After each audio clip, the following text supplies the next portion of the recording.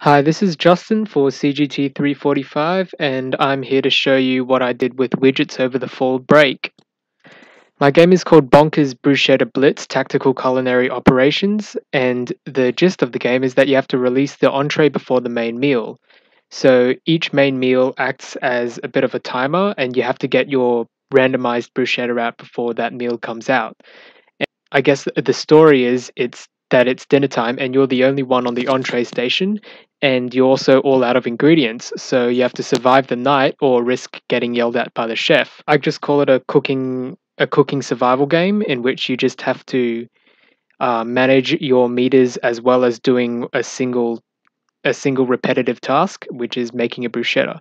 So, in case you don't know what a bruschetta is, I'll probably put a picture up, but it's a toasted bit of bread with with a tomato mix on top, and occasionally it's got Parmesan cheese.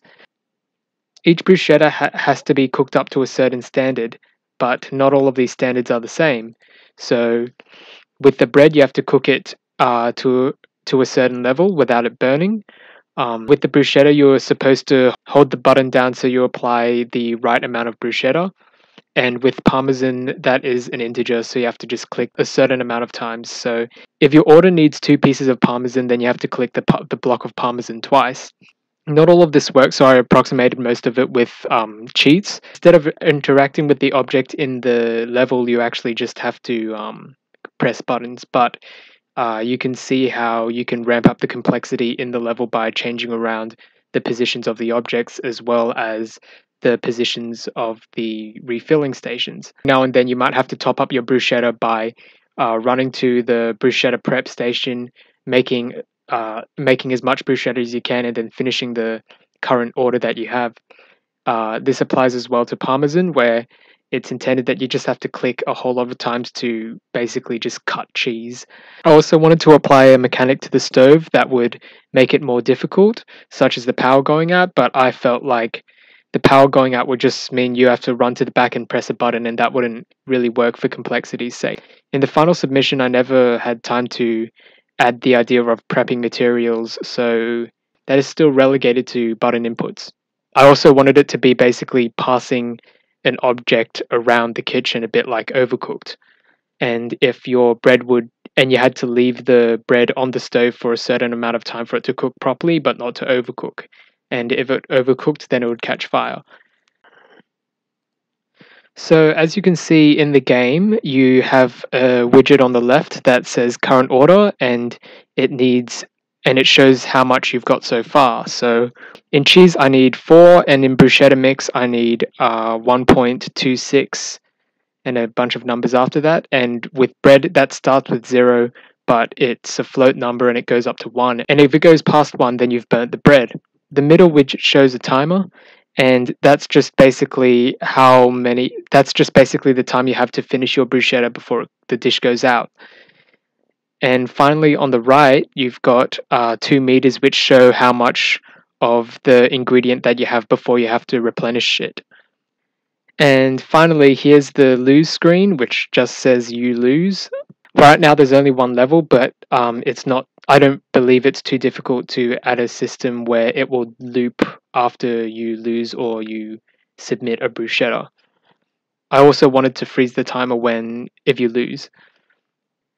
In the actual screen, the player character is pointing to a stove. If you look closely at the content browser, you can see a block of moss, which represents the bruschetta mix, a yellow wheel of cheese, which represents the cheese that you have to get. The bruschetta and cheese components are just meant to act as buttons and with it in a specific way. So with the bruschetta, you'd have to hold the button down, and with the cheese, you'd have to click it a certain amount of times, but not too many, because then you'd have a soggy bruschetta.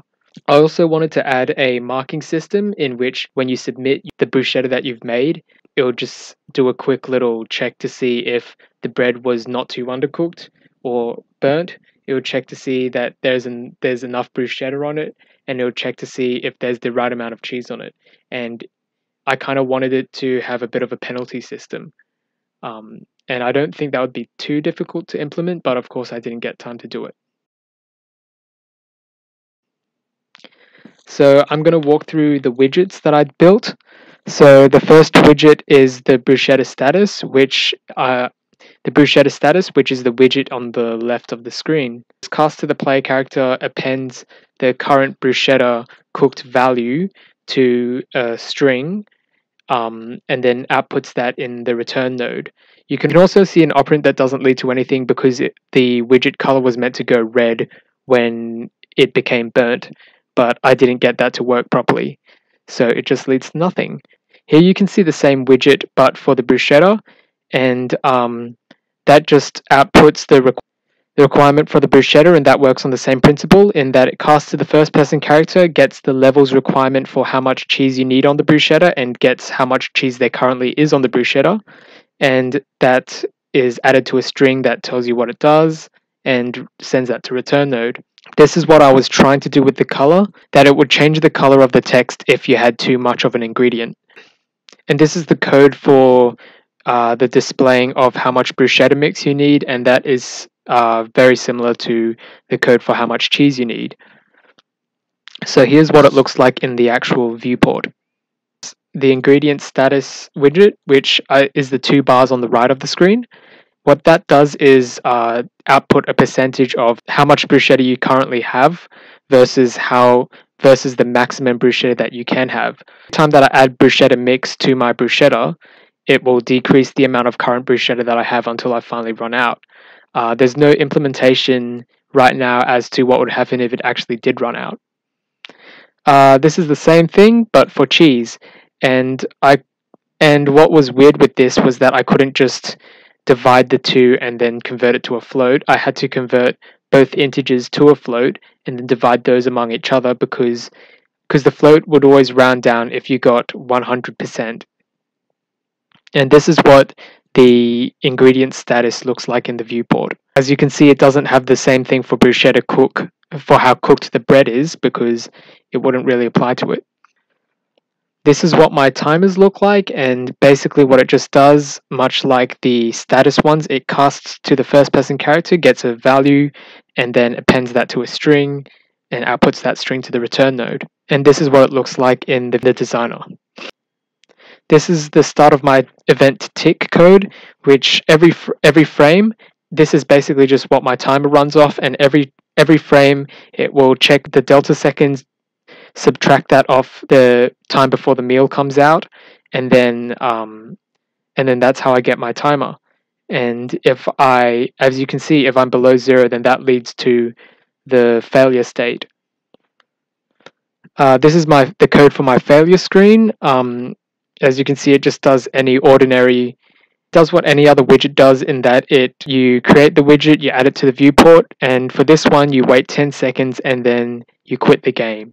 If you press the button before the delay, then it would start a new level, but this wasn't super important.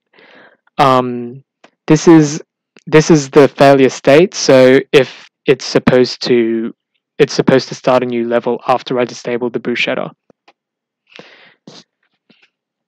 This is what happens at the start of a level. It's not really looping yet, but it basically just checks if the character has a bruschetta or not.